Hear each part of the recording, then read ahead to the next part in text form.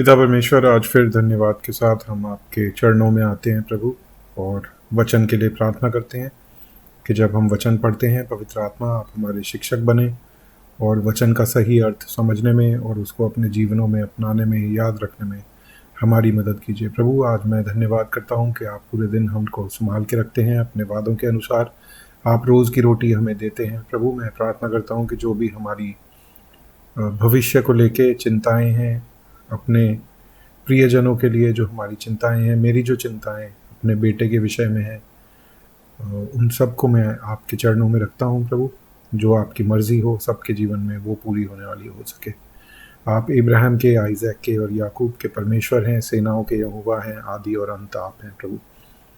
इसलिए प्रभु सब कुछ, you are the sovereign god of the universe lord, और सब कुछ आपके नियंत्रण में है और आप जैसा चाहते हैं वैसा आप करते हैं। तो प्रभु, हम अपने प्रियजनों के लिए प्रार्थना करते हैं कि उनके जीवनों में आपकी मर्ज़ी पूरी हो।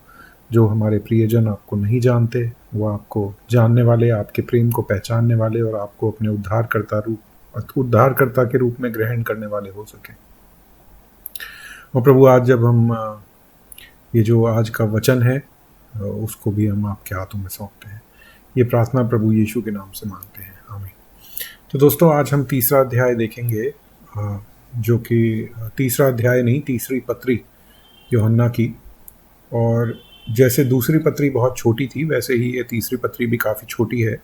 हमने देखा कि दूसरी पत्री में किस तरह से यूहन्ना एक कलीसिया को लिखता है। तीसरी पत्री में वो गायस नाम के एक व्यक्ति को लिखता है। और पढ़ते हैं हम, साथ ही हम देखेंगे कि इसमें क्या थीम्स चलती हैं। एक तो हॉस्पिटैलिटी की थीम है और दूसरी वही झूठे शिक्षकों की थीम जो पूरी यूहन्ना की पत्रियों में, तीनों में है, वही है। छोटी सी पत्री है और यूहन्ना यहाँ पे इस तरह से लिखता है, मुझ प्राचीन की ओर से उस प्रिय गायुस के नाम जिससे मैं सच्चा प्रेम रखता हूँ। यूहन्ना अपने आप को प्राचीन इसलिए बोलता है क्योंकि उसकी उम्र काफ़ी ज़्यादा हो गई थी। और अगर हम इस पत्री की डेट देखें कि ये कब लिखी गई, तो लोग कहते हैं कि 95 से 100 AD के बीच में भी लिखी गई होगी। तो यूहन्ना जो था वो कम से कम अपने 80 ईयर्स के आसपास उनकी उम्र रही होगी, इसलिए वो अपने आप को प्राचीन कहते हैं। और इन्होंने दूसरी पत्री में भी अपने आप को प्राचीन कहा था। तो एक विश्वासी है, गायस उसका नाम है, और यूहन्ना जो है उसको ये पत्री लिखते हैं और बोलते हैं, हे प्रिय, मेरी ये प्रार्थना है कि जैसे तू आत्मिक उन्नति कर रहा है वैसे ही तू सब बातों में उन्नति करे और भला चंगा रहे। क्योंकि जब भाइयों ने आकर, यानी कि कोई भाई थे जो गायस के चर्च में थे और अब वो एफेसस में जहाँ पे यूहन्ना है वहाँ पे आए हैं, और उन्होंने, जब भाइयों ने आकर तेरे उस सत्य की गवाही दी जिस पर तू सचमुच चलता है, तो मैं बहुत ही आनंदित हुआ। यानी कि कुछ लोगों ने आके बताया कि गायस जो है वो बहुत अच्छी आत्मिक उन्नति कर रहा है और सब चीज़ों में ठीक चल रहा है। तो यूहन्ना ये सुनकर काफ़ी आनंदित हुआ। मुझे इससे बढ़कर और कोई आनंद नहीं कि मैं सुनूं कि मेरे बच्चे सत्य पर चलते हैं। मेरे बच्चे से मुझे लगता है कि कहीं ना कहीं ऐसा भी हो सकता है कि गायस जो है वो यूहन्ना के सुसमाचार बांटने के द्वारा विश्वास में आया हो। ऐसा मैं मान रहा हूँ, वचन में नहीं लिखा है, ठीक है, लेकिन क्योंकि मेरे बच्चे बोलता है तो शायद एक रिश्ता इस तरह का रहा होगा। हे प्रिय, जब भी तू भाइयों के लिए कार्य करे और अजनबियों के लिए भी, तो विश्वास की योग्यता के साथ कर। उन्होंने कलीसिया के सामने तेरे प्रेम की गवाही दी थी।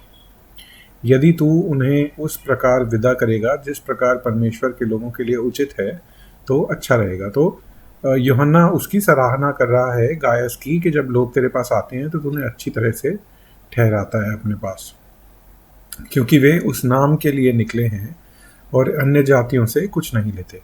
तो यहाँ पे बात हो रही है उन सेवकों की जो परमेश्वर के सुसमाचार का प्रचार करने के लिए बाहर निकले हैं, और जब वो रास्ते में कहीं आते हैं, जैसे गायस के पास आए, तो गायस ने उन्हें अपने यहाँ ठहराया और उनकी सेवा पानी जिसे बोलते हैं वो किया। तो उस चीज़ की यहाँ पे यूहन्ना सराहना कर रहा है और कह रहा है कि जब भी कोई ऐसे लोग आएँ जो सुसमाचार का प्रचार करने के लिए जा रहे हैं, तो रास्ते में उन्हें अपने यहाँ ठहराओ। क्यों? क्योंकि वो अन्य जातियों से कुछ नहीं लेते, तो वो रुकेंगे भी उसी के यहाँ जो विश्वासी है। इसलिए ऐसों का स्वागत करना चाहिए जिससे हम भी सत्य के पक्ष में उनके सहकर्मी हों। तो ये जो लोग काम कर रहे हैं, जो सेवकाई कर रहे हैं, जब हम उनकी सेवा करते हैं, उन्हें अपने यहाँ रुकवा के, उनका ध्यान रख के, खाना पानी करके, तो हम भी जो उनकी मिनिस्ट्री है उसमें सहकर्मी हो जाते हैं। मैंने कलीसिया को कुछ लिखा था। अब ये बोल रहा है कि मैंने कलीसिया को, तुम्हारी कलीसिया को कुछ लिखा था, पर वहाँ पे एक आदमी था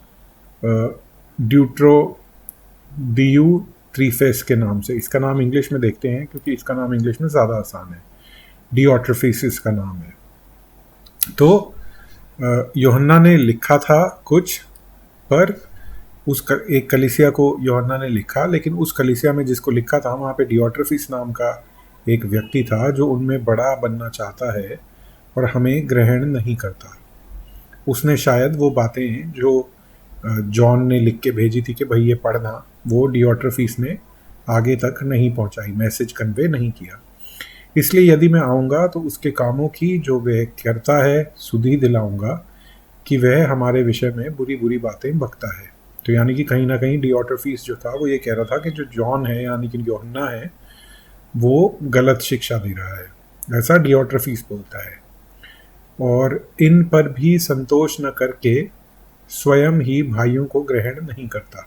तो मतलब इतना ही नहीं, वो ये भी बोलता है कि खुद भी नहीं, जो लोग सच्ची सेवा करने निकले हैं उनको खुद भी नहीं ग्रहण करता।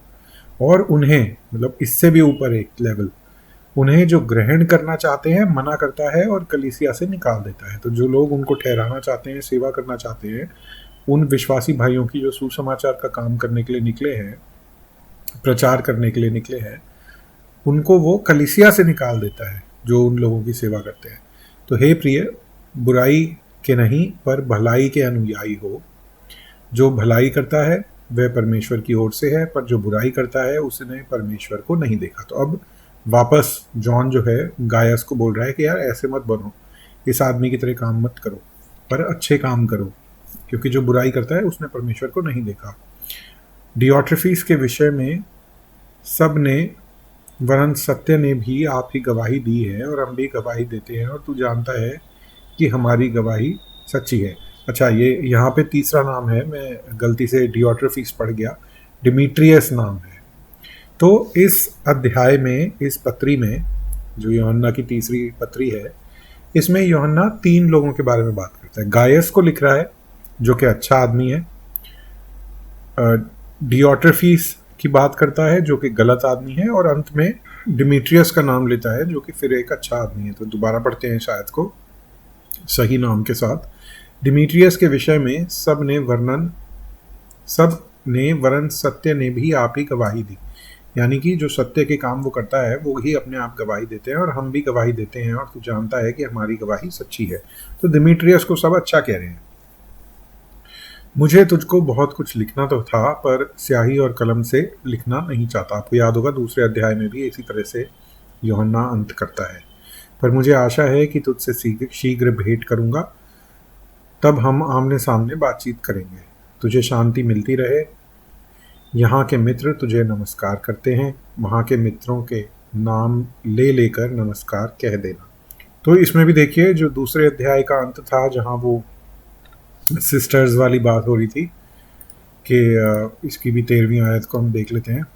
तेरी चुनी हुई बहन तुझे नमस्कार करती है। उसके मुकाबले यहाँ पे साफ साफ लिखा है कि कलीसिया के जो सदस्य हैं वे तुझे नमस्कार करते हैं, मित्र जो हैं वो नमस्कार करते हैं। तो इससे भी हमें पता लगता है कि जो दूसरी पत्री है वो एक तरह से क्रिप्टिक लैंग्वेज यानी कि कोडेड लैंग्वेज में लिखी गई है, और यहाँ पे साफ साफ लिखा गया गायस को।